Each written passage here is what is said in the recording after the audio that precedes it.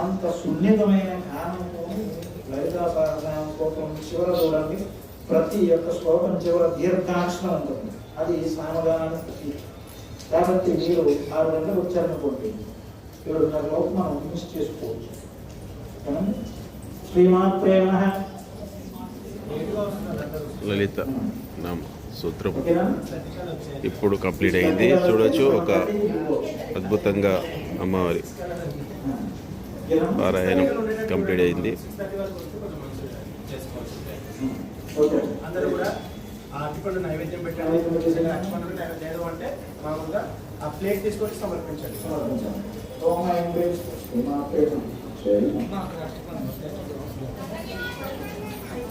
అమ్మ ప్లేట్స్ అందరూ నిల్చుని ఇక్కడ అమ్మవారు సమర్పించండి. పెట్టుకోండి, మంగళసూత్రాన్ని బొట్టు పెట్టుకోండి. కుంకుమార్చన చేసిన కుంకుమ మీరు బొట్టు పెట్టుకొని, పిల్లలకు బొట్టు పెట్టి మంగళసూత్రాన్ని పెట్టుకుని మిగతా అంతా తీసుకొచ్చి ఇక్కడ శ్రీచక్రం మీద వేసేయండి. ఆ గౌరవం ఒక దాంట్లో పక్కన ప్లేట్లో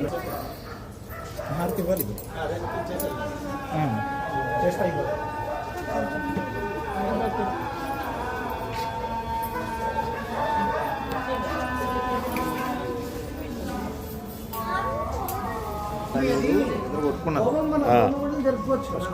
చూడొచ్చు, చాలా అద్భుతంగా ఇక్కడ అలంకరణ అమ్మవారిది. మూల విగ్రహం ఈ నవధాన్యాలతో అమ్మవారి పప్పులు,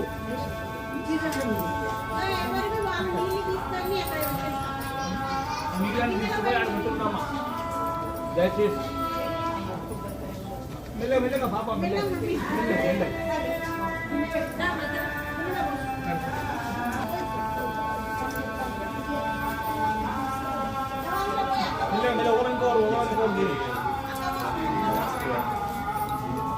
ఆకు తీసుకోకండి.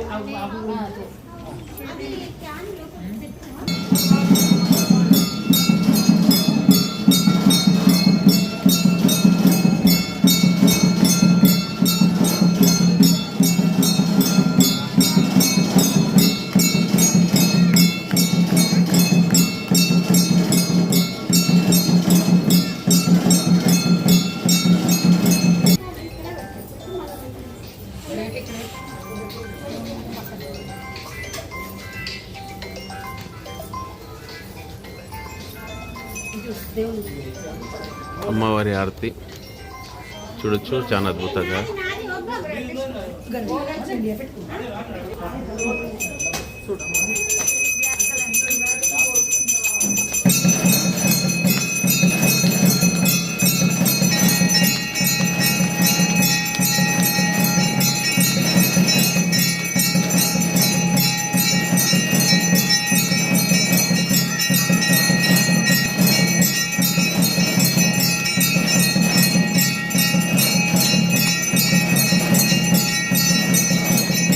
చేయండి.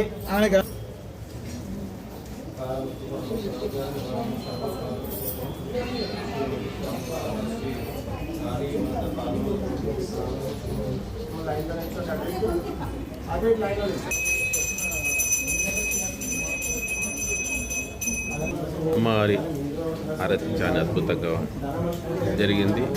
అమ్మవారు చాలా అద్భుతంగా మనకు దర్శనం ఇచ్చారు. సో